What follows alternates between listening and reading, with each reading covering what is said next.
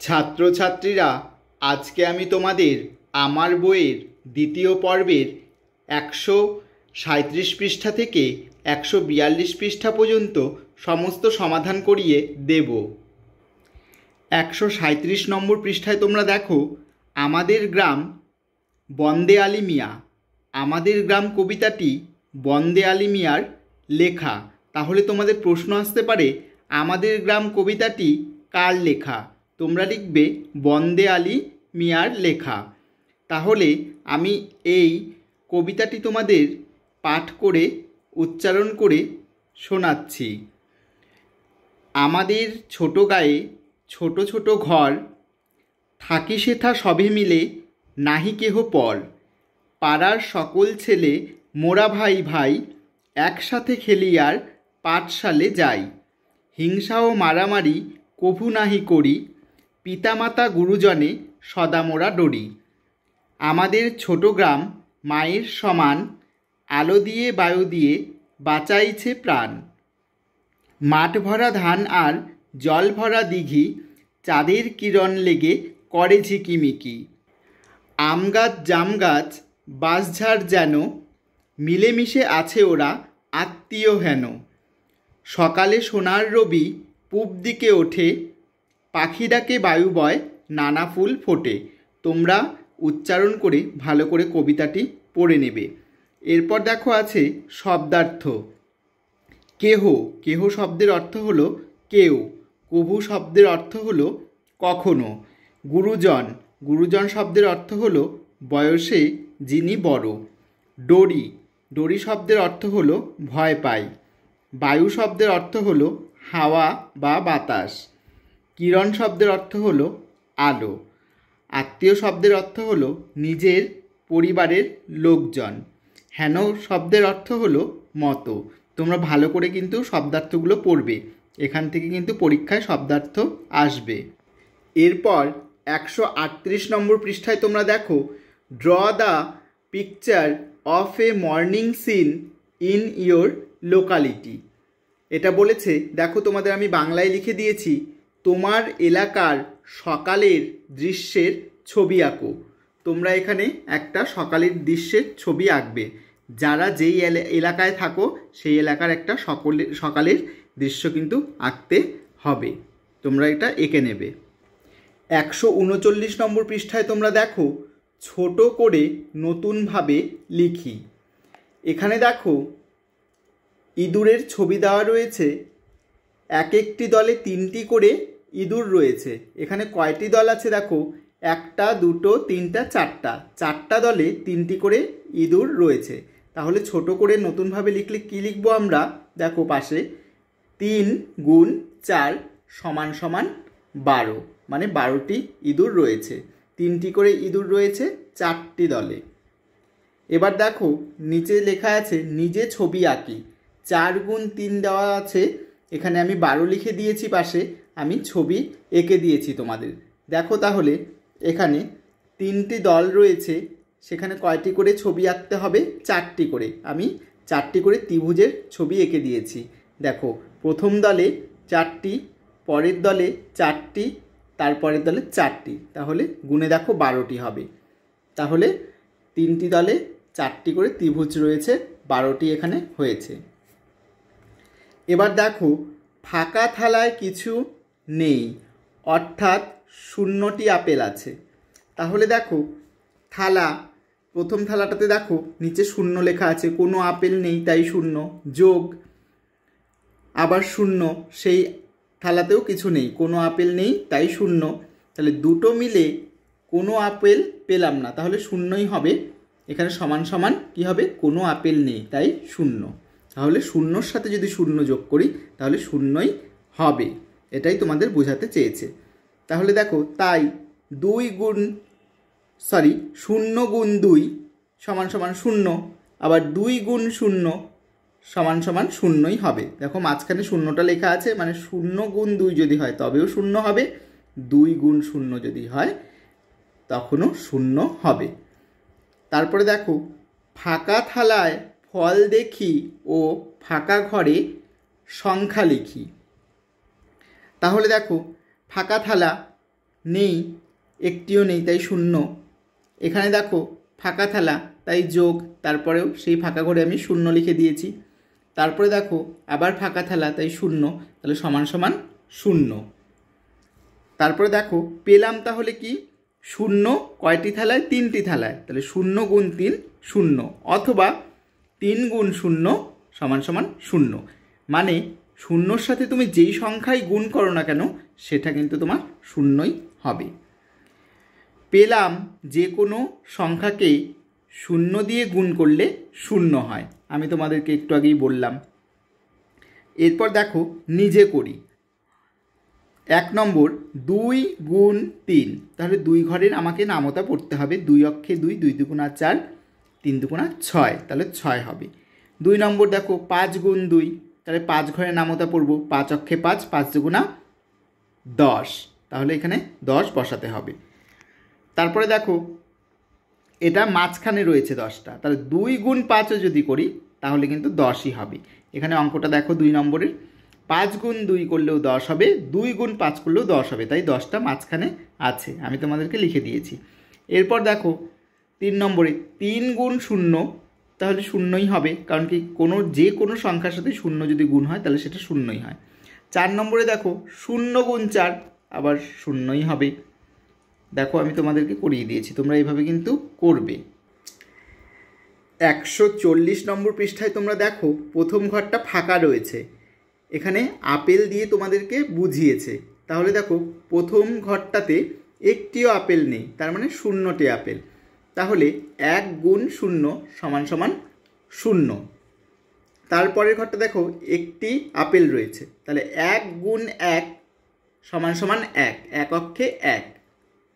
তারপরের ঘরে রয়েছে 2টি আপেল, 1 গুণ 2 সমান সমান 2, 2 অক্ষে 2। তারপরে দেখো 3টি আপেল রয়েছে, তাহলে দেখো 1 গুণ, আমি ফাঁকা ঘরে 3 লিখে দিয়েছি, সমান সমান 3, তাহলে 3 অক্ষে 3। তারপরে 4টি আপেল রয়েছে, দেখো ফাঁকা ঘরে আমি 1 লিখে দিয়েছি, তারপরে 4 আগের থেকেই ছিল, আবার সমান সমান 4 আগের থেকেই ছিল, তাহলে 4 অক্ষে 4। 5টি আপেল আছে, তাহলে 1 গুণ 5 সমান সমান 5, 5 অক্ষে 5। 6টি আপেল আছে, 1 গুণ 6 সমান সমান 6, 6 অক্ষে 6। তারপরে দেখো 7টি আপেল আছে, 1 গুণ 7 সমান সমান 7, তাহলে 7 অক্ষে 7। 8টি আপেল আছে, তাহলে 1 গুণ 8 সমান সমান 8, তাহলে 8 অক্ষে 8। তারপরে 9টি আপেল রয়েছে, 1 গুণ 9 সমান সমান 9, তাহলে 9 অক্ষে 9। তারপরে 10টি আপেল রয়েছে, তাহলে 1 গুণ 10 সমান সমান 10, তাহলে 10 অক্ষে 10। তোমরা এভাবে নামতার আকারে কিন্তু আপেল দিয়ে এখানে বোঝানো হয়েছে, তোমরা এভাবে নামতাটা মুখস্থ করে নেবে। 1 ঘরের নামতা তোমাদেরকে কিন্তু লিখিয়ে দিয়েছে। তারপরে দেখো পেলাম যে কোনো সংখ্যাকে 1 দিয়ে গুণ করলে গুণফল সেই সংখ্যাই হয়। তাহলে দেখো 1 দিয়ে আমরা যে সংখ্যাকে গুণ করব সেটা কিন্তু সেই সংখ্যাই হবে। 1 দিয়ে যদি 5কে করি তাহলে 5 হবে, 6কে করলে 6 হবে, 1 দিয়ে যদি 10কে গুণ করি তাহলে 10 হবে, 1 দিয়ে যদি 9কে গুণ করি তাহলে 9 হবে, 1 দিয়ে যদি 100কেও গুণ করি তাহলে কিন্তু 100ই হবে। এই কথাটাই কিন্তু এখানে তোমাদেরকে বলেছে। নিজে করি। দেখো 1 নম্বরে 1 গুণ 8, তাহলে 1-এর সাথে 8 গুণ হচ্ছে, তাহলে সেই সংখ্যাটাই হবে, মানে 8 হবে। 7 গুণ 1, তাহলে 7 অক্ষে 7। তারপরে 3 নম্বরে দেখো 11 গুণ 1, তাহলে 11 অক্ষে 11, 11ই হবে। 4 নম্বরে দেখো 6 গুণ 1, ফাঁকা ঘরে বসিয়ে দিয়েছি, আবার 1 গুণ 6 মানে সমান সমান, 6 গুণ 1 করলেও 6 হবে, আবার 1 গুণ 6 করলেও 6 হবে। এখানে কিন্তু তোমাদেরকে বুঝিয়ে দিয়েছে সমান সমান দিয়ে, মানে এই দুটাই সমান। 5 নম্বরে দেখো 1 গুণ 12 সমান সমান 12 হয়েছে, 12 অক্ষে 12। এখানে দেখো 6 নম্বরে 18 গুণ 1 সমান সমান 18, 18 অক্ষে 18। তোমরা এভাবে কিন্তু করবে। 141 নম্বর পৃষ্ঠায় তোমরা দেখো খরগোশের লাফ দেখি। এখানে দেখো খরগোশ লাফিয়ে লাফিয়ে যাচ্ছে, দেখো ঘর করা আছে, এই ঘর অনুযায়ী কিন্তু খরগোশ লাফ দিয়ে যাচ্ছে। কিভাবে যাচ্ছে আমি তোমাদেরকে বুঝিয়ে দিচ্ছি। দেখো, এক ঘর লাফালে খরগোশ যাচ্ছে 2, আবার 2 ঘর লাফালে 4-এ যাচ্ছে, 3 ঘর লাফালে 6-এ যাচ্ছে, 4 ঘর লাফালে 8-এ যাচ্ছে, 5 ঘর লাফালে 10-এ যাচ্ছে, 6 ঘর লাফালে 12-তে যাচ্ছে, 7 ঘর লাফালে 14-তে যাচ্ছে। তাহলে দেখো, 1-এর সাথে যদি আমরা 2 গুণ করি তাহলে 2 ঘর যাচ্ছে, 2-এর সাথে আবার যদি 2 ঘর গুণ করি তাহলে 4, আবার 2-এর সাথে যদি 3 গুণ করি 6, আবার 4-এর সাথে যদি 2 গুণ করি 8, আবার 5-এর সাথে যদি 2 গুণ করি 10, আবার 6-এর সাথে যদি 2 গুণ করি তাহলে 12, আবার 7-এর সাথে যদি 2 গুণ করি তাহলে 14 হবে। তাহলে দেখতেই পাচ্ছ তোমরা যে 1 ঘর, 2 ঘর, 3 ঘর, 4 ঘর, 5 ঘর, 6 ঘর, 7 ঘর খরগোশটি লাফালো। এরপর খরগোশের লাফ দেখি ও কতটা এগোলো মাপি। লাফ না দিলে যায় 0। তাহলে যদি খরগোশ 1 ঘরও লাফ না দেয় তাহলে 0 যাবে। তাই দেখো 2 গুণ 0 সমান সমান 0, ছোট করে লিখি। তারপর দেখো 1 লাফে যায় 2, তাহলে 2 হবে, আমি 2 বসিয়ে দিয়েছি, কারণ এখানে দেখো করে দেওয়া রয়েছে 2 গুণ 1, 1 লাফ দিল, তাহলে 2 অক্ষে 2। 2 লাফে যায় 2 যোগ 2 4, 2 গুণ 2 সমান সমান 4। এটা ছোট করে লিখলে কিন্তু তোমরা এভাবে লিখবে যে 2 গুণ 2, 2 দুগুণা 4। 3 লাফে যায় 2 যোগ 2 যোগ 2 6, 2 গুণ 3, যেহেতু 3টা লাফ দিয়েছে 6। 4 লাফে যায় 2 যোগ 2 যোগ 2 যোগ 2 8, 2 গুণ 4 সমান সমান 8, 4 দুগুণা 8। 5 লাফে যায় 2 যোগ 2 যোগ 2 যোগ 2 যোগ 2 10, 2 গুণ 5 সমান সমান 10, 5 দুগুণা 10। 6 লাফে যায় 2 যোগ 2 যোগ 2 যোগ 2 যোগ 2 যোগ 2 12, তাহলে 2 গুণ 6 সমান সমান 12, 6 দুগুণা 12। 7 লাফে যায় 2 যোগ 2 যোগ 2 যোগ 2 যোগ 2 যোগ 2 যোগ 2 14, 2 গুণ 7 সমান সমান 14, 7 দুগুণা 14। 8 লাফে যায় 2 যোগ 2 যোগ 2 যোগ 2 যোগ 2 যোগ 2 যোগ 2 যোগ 2 16, 2 গুণ 8 সমান সমান 16, 8 দুগুণা 16। 9 লাফে যায় 2 যোগ 2 যোগ 2 যোগ 2 যোগ 2 যোগ 2 যোগ 2 যোগ 2 যোগ 2 18, 2 গুণ 9 সমান সমান 18, 9 দুগুণা 18। তারপরে দেখো 10 লাফে যায়, তাহলে 18, 9 লাফে 18 যায়, তাহলে 10 লাফে আরও 2 বেড়ে যাবে, তাই এইভাবে বুঝিয়েছে এখানে। দেখো 18 যোগ 2 সমান সমান 20, তাহলে 2 গুণ 10 সমান সমান 20। এরপর 11 লাফে যায়, তাহলে 10 লাফে যদি যায় 20, তাহলে 20টা আমি বসিয়ে দিয়েছি ফাঁকা করে, তাহলে 11 আরও 1 ঘর বেড়ে গেল, তাহলে যোগ 2, তাহলে 22 হবে। তাহলে 2 গুণ 11 সমান সমান 22। তারপর দেখো 12 লাফে যায়, তাহলে 11 লাফে 22 যায়, 22টা আমি বসিয়েছি, আরও 1 লাফ যাবে 12 করতে 11 থেকে, তাহলে 2 বসিয়ে দিয়েছি, 22 যোগ 2 24। তাহলে দেখো 2 গুণ 12 সমান সমান 24, 12 দুগুণা 24। তোমরা এভাবে কিন্তু করবে। এরপর 142 নম্বর পৃষ্ঠায় তোমরা দেখো হাতে কলমে ঠিক উত্তর বেছে নিয়ে লিখি। আমি তোমাদের সঠিক উত্তরটির উপরে টিক চিহ্ন দিয়ে দিব, তোমরা কিন্তু পরীক্ষার সময় বেছে লিখতে হবে কথায়। দেখো 1-এর 1 নম্বরে আছে আমাদের গ্রামে কেউ কারুর পর আপন নয়, পর নয় হবে, তাই পরের উপরে আমি দাগ দিয়ে দিয়েছি, মানে টিক চিহ্ন দিয়ে দিয়েছি। তোমরা এইভাবে লিখবে আমাদের গ্রামে কেউ কারো পর নয়। 1-এর 2 নম্বরটিতে দেখো আমাদের গ্রামটি ছোট বড়, ছোট হবে। তোমরা পরীক্ষার সময় লিখবে পূর্ণবাক্যে আমাদের গ্রামটি ছোট। 1-এর 3 নম্বরটা দেখো, আমাদের গ্রামটি আমাদের মায়ের বন্ধুর মতো। উত্তর হবে মায়ের মতো, তাই মায়ের উপরে আমি টিক চিহ্ন দিয়ে দিয়েছি। তোমরা পরীক্ষার সময় এভাবে লিখবে, আমাদের গ্রামটি আমাদের মায়ের মতো।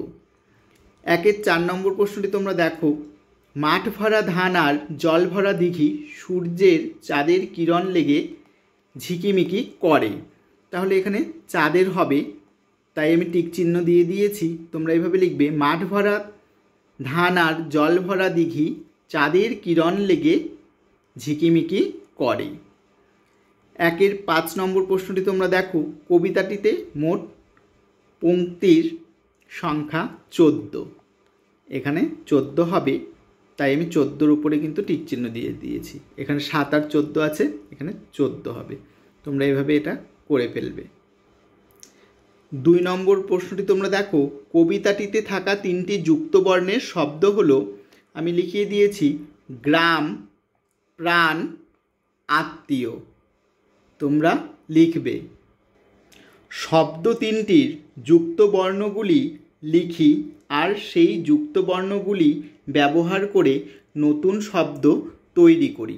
এখানে দেখো, প্রথমে গ্রাম আছে, তাই এখানে গয় রফলা দিয়ে একটি শব্দ হবে, নতুন শব্দ গ্রন্থ। তারপরে আছে পয়রফলা দিয়ে আমি লিখে দিয়েছি প্রকৃতি, আর এখানে আছে তয়ম দিয়ে লিখে দিয়েছি আত্মা। তোমরা এভাবে লিখবে। এরপর 3 নম্বর প্রশ্নটি তোমরা দেখো, পাঠ থেকে শব্দ নিয়ে শূন্যস্থানে বসাই। 3-এর 1 নম্বরে দেখো, গ্রামের সকল শিশু পাঠশালে যায়। 3-এর 2 নম্বর প্রশ্নটি তোমরা দেখো, গ্রামে মাঠ ভরা ধান আর জল ভরা দিঘি আছে। 3-এর 3 নম্বরটি দেখো, গ্রামে আত্মীয়ের মতো আছে আম গাছ, জাম গাছ, বাঁশঝাড়। 3-এর 4 নম্বরটি দেখো, হিংসা ও মারামারি করা ভালো নয়। 3-এর 5 নম্বরটি দেখো, মিলেমিশে থাকার আনন্দ অনেক। তোমরা এভাবে শূন্যস্থানগুলি পূরণ করে নেবে। এরপর 4 নম্বর প্রশ্নটি তোমরা দেখো, নিচের শব্দগুলির বিপরীত অর্থের শব্দ পাঠ থেকে খুঁজে নিয়ে লিখি। এখানে দেখো, প্রথমে আছে বড়, বড়র বিপরীত শব্দ হবে ছোট। রাতে, রাতের বিপরীত শব্দ হবে দিনে। অন্ধকার, অন্ধকারের বিপরীত শব্দ হবে আলো। আর অসমান, অসমানের বিপরীত শব্দ হবে সমান। তোমরা এইভাবে লিখে নেবে। এরপর 5 নম্বর প্রশ্নটি তোমরা দেখো, নিচের প্রশ্নগুলির উত্তর লিখি। 5-এর 1 নম্বর প্রশ্নটি হলো, আমাদের ছোট গ্রাম কার সমান? উত্তর হবে মায়ের সমান। 5-এর 2 নম্বর প্রশ্নটি তোমরা দেখো, চাঁদের কিরণ লেগে কারা ঝিকিমিকি করে? উত্তর হবে মাঠ ভরা ধান আর জল ভরা দিঘি। তোমরা পূর্ণবাক্যে কিন্তু পরীক্ষার সময় লিখবে। এরপর 5-এর 3 নম্বর প্রশ্নটি তোমরা দেখো, সকালে সোনার রবি পূব দিকে ওঠার পরে কি কি ঘটনা ঘটে? তোমরা এভাবে লিখবে, পাখি ডাকে, বায়ু বয়, নানা ফুল ফোটে। তোমরা এভাবে প্রশ্নের উত্তরগুলো কিন্তু লিখে নেবে, আর তোমরা পরীক্ষার সময় পূর্ণবাক্যে লিখবে। ভিডিওটি যদি তোমাদের সকলের ভালো লেগে থাকে, তাহলে আমার চ্যানেলে যারা নতুন রয়েছো তারা অবশ্যই চ্যানেলটিকে সাবস্ক্রাইব করে দেবে, আর যারা প্রথম থেকেই রয়েছো তারা কিন্তু লাইক, শেয়ার, কমেন্ট করতে ভুলো না। পরবর্তী পৃষ্ঠার সমাধানগুলি নিয়ে তোমাদের সামনে আমি আবার হাজির হব।